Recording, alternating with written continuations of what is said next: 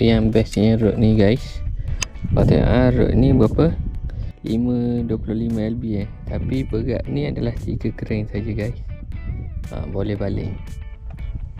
Lagi bestnya kau tengok angin.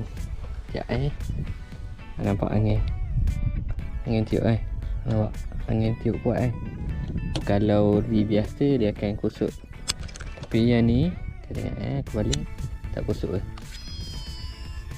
nampak tak kusut sebabnya dia pakai EMS.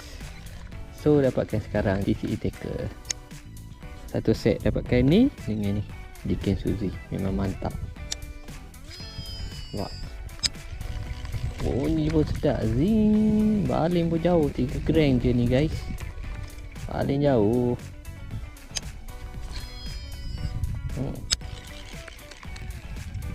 Ada angin pun tak ada masalah pakai RJ King SVJ ni.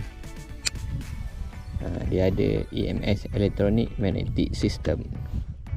So dapatkan sekarang, terbaik.